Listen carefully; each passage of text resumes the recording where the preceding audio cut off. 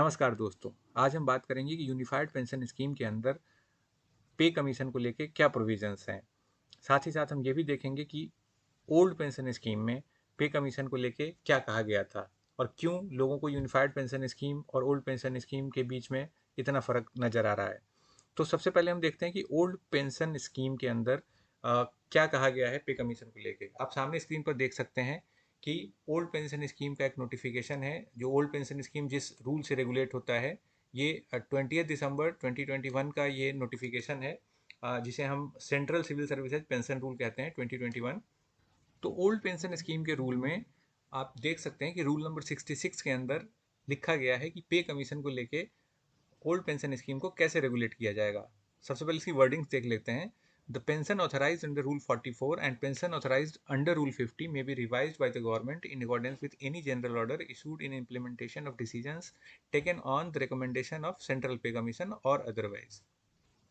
इसका मतलब ये हुआ कि जब भी कोई सेंट्रल पे कमीशन अपना रिकमेंडेशन देगी पे को रिवाइज करने के लिए, तो उसके साथ साथ पेंशन को भी रिवाइज किया जाएगा। भारत सरकार उसके लिए अलग से एक ऑर्डर लाएगी जिससे कि पे कमीशन के रिकमेंडेशन को इम्प्लीमेंट किया जाएगा और पेंशन को भी अकॉर्डिंगली इंक्रीज किया जाएगा। ये पेंशन और फैमिली पेंशन दोनों के लिए एप्लीकेबल है। तो यहाँ ये क्लियरली आपने देखा कि रूल के अंदर इस चीज़ का प्रोविज़न किया गया है कि जब भी कोई पे कमीशन आएगा तो पे के साथ वो पेंशन को भी रिवाइज किया जाएगा और सरकार इसके लिए ऑर्डर निकालेगी अकॉर्डिंग टू द रूल। आइए अब देख लेते हैं कि यूनिफाइड पेंशन स्कीम के अंदर क्या प्रोविज़न है। तो आप अपने स्क्रीन पे देख सकते हैं कि ये यूनिफाइड पेंशन स्कीम का नोटिफिकेशन है 19 मार्च 2025 का, जिसमें यूनिफाइड पेंशन स्कीम को लागू किया गया है। तो आइए देख लेते हैं कि यूनिफाइड पेंशन स्कीम को इम्प्लीमेंट करने वाले इस नोटिफिकेशन के अंदर पे कमीशन के लिए क्या कहा गया है। इस नोटिफिकेशन में एक जगह पे कमीशन की चर्चा की गई है और अगर आप इस रूल की वर्डिंग्स देखें तो ये हैं। ये कहता है कि the dearness relief in respect of employees superannuating और retiring as the case may be after implementation of subsequent pay commission shall be as determined by the central government. तो सबसे पहली बात कि इस रूल के अंदर कहीं भी पेंशन को रिवाइज करने की बात नहीं की गई है as per the recommendation of pay commission.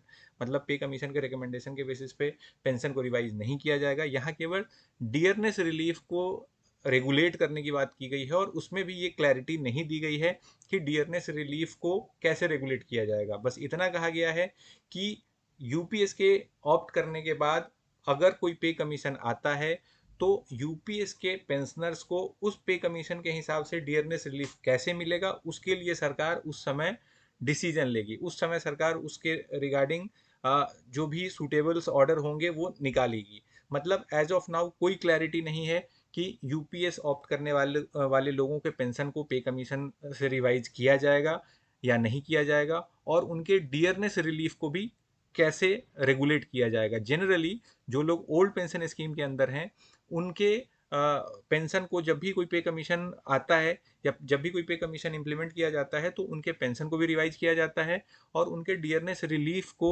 भी जीरो से फिर से स्टार्ट किया जाता है। बट यूपीएस के केस में कोई क्लैरिटी नहीं है कैसे इनका पेंशन रिवाइज किया जाएगा, कैसे इनके डियरनेस रिलीफ को रेगुलेट किया जाएगा।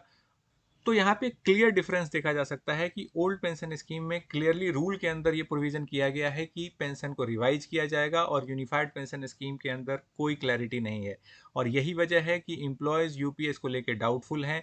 उन्हें ये भरोसा नहीं हो रहा है कि उनके पेंशन को रिवाइज किया जाएगा, उनके पेंशन को भी पे कमीशन का बेनिफिट दिया जाएगा और इसीलिए इसका सब्सक्रिप्शन बहुत लो है। उम्मीद करते हैं कि सरकार इन सारे डाउट्स को क्लियर करेगी।